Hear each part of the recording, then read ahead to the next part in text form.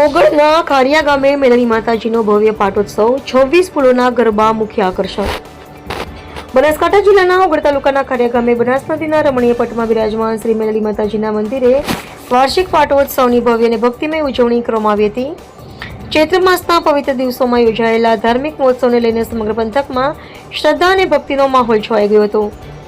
પાટોત્સવ નિમિત્તે મંદિરે વિશેષ પૂજા અર્ચના, મહાઆરતી તેમજ હોમહવન જેવા ધાર્મિક કાર્યક્રમોનું આયોજન કરવામાં આવ્યું હતું. શાસ્ત્રોક્ત વિધિ અનુસાર મંદિર પર ધ્વજારોહણ કરવામાં આવ્યું હતું તેમજ મંદિરના શિખરે નૂતન કળશ સ્થાપિત કરવામાં આવ્યો હતો.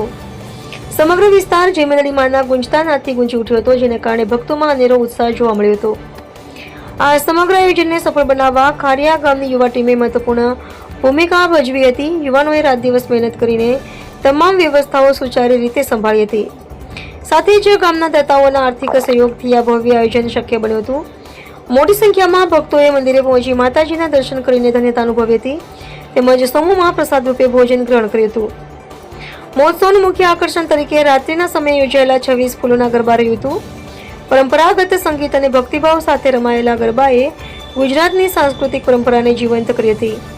આ અનોખા ગરબા નિહાળવા માટે મોટી સંખ્યામાં લોકો ઉમટી પડ્યા હતા, જેના કારણે સમગ્ર કાર્યક્રમ ભવ્યતા અને ઉત્સાહથી છલકાયો હતો.